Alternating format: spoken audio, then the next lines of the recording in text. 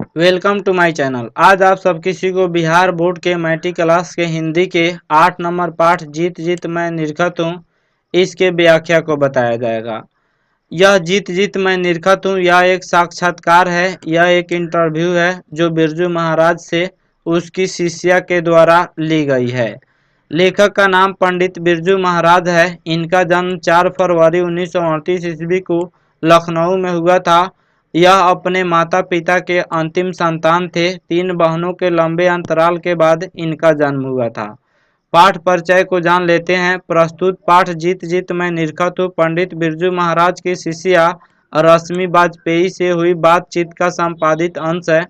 इनकी जो शिष्या थी रश्मि वाजपेयी, यह पंडित बिरजू महाराज से इनके बारे में, इनके जीवन के बारे में पूछती हैं और उसी का यह जवाब देते हैं। यह एक तरह से इंटरव्यू है, साक्षात्कार है। शुरू करते हैं पाठ को।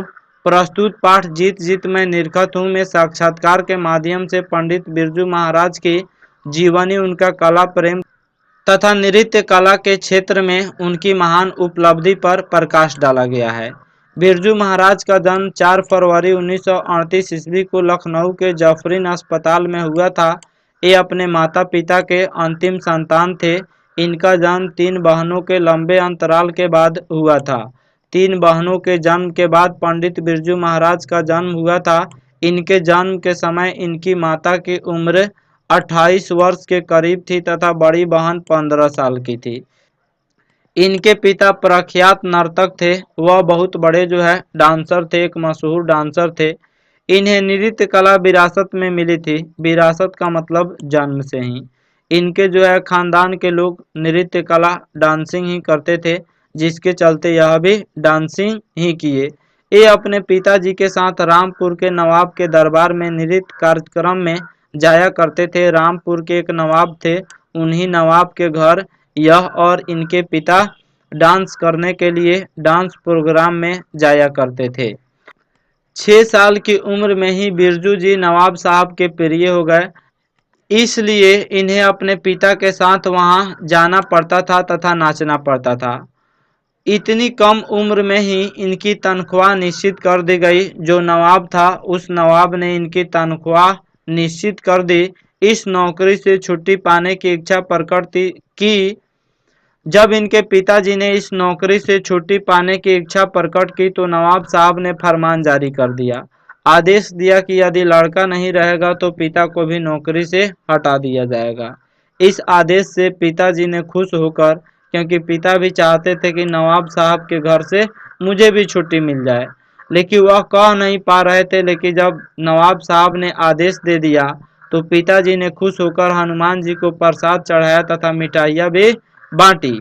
बिरजू महाराज कहते हैं कि उन्हें नृत्य कला की तालीम कुछ क्लास में कुछ लोगों द्वारा कहते सुनते तथा देखकर सीखा।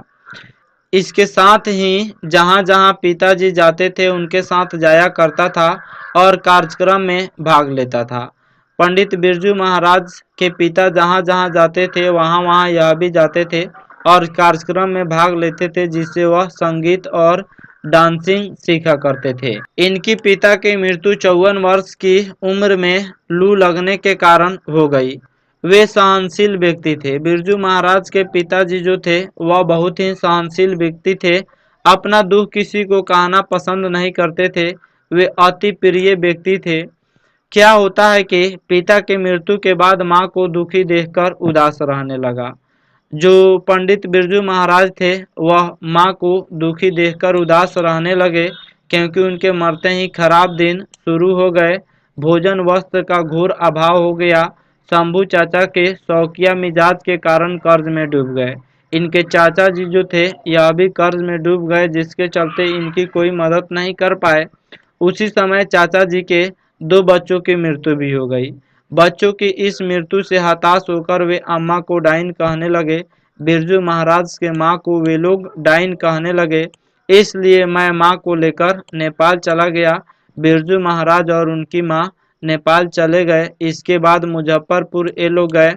फिर अम्मा बांस बरेली इसलिए ले गई कि वहाँ नाचेगा तो इनाम मिलेगा। इस तरह से इनकी जिंदगी भाग दौड़ में ही गुजरती रही। ऐसी हालत में आर्या नगर में 50 रुपए के 2 ट्यूशन की। इस प्रकार 50 रुपये में काम करके किसी तरह पढ़ता रहा। सीताराम नामक लड़के को डांस सिखाता और वह उन्हें पढ़ा देता था। अर्थाभाव में यानी धन के अभाव में वे ठीक ढंग से नहीं पढ़ पाए। नौकरी भी नहीं मिलती थी। पिताजी के समय से ही चाचा जी अलग रहते थे। दादी के साथ उनका अच्छा व्यवहार नहीं था, जिसके चलते घर के लोगों ने इनका साथ नहीं दिया। 14 साल की उम्र में पुनः लखनऊ आ गया और कपिला जी के सहयोग से संगीत भारती में काम करना आरंभ कर दिया। पंडित बिरजू महाराज जो थे वह लखनऊ में फिर से आ जाते हैं और संगीत भारती में काम करना प्रारंभ कर देते हैं। वहां इनकी भेंट निर्मला जी से हुई। उन्होंने कथक डांस करने की सलाह दी। मैंने नौकरी छोड़कर भारतीय कला मंदिर में क्लास करने लगा। वहां पूरे मन से तालीम सीखी। मेरी तालीम देखकर यह बहुत अच्छा जो है वह स्टडी करते थे, बहुत अच्छा डांस सीखते थे।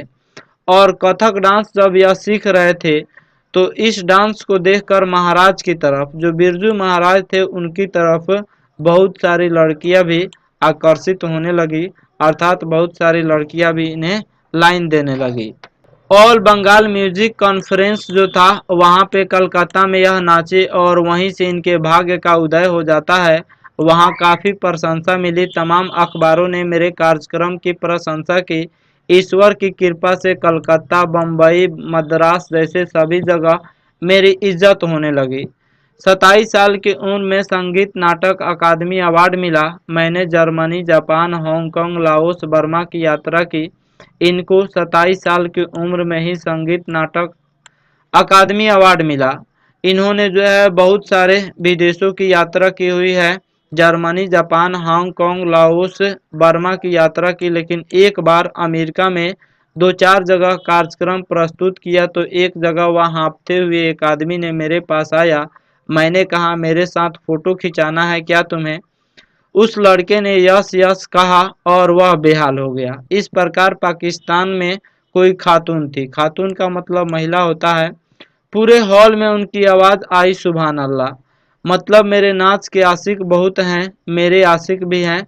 लेखक के भी बहुत बड़े आशिक थे, जो बिरजू महाराज थे इनके भी बहुत सारे आशिक थे।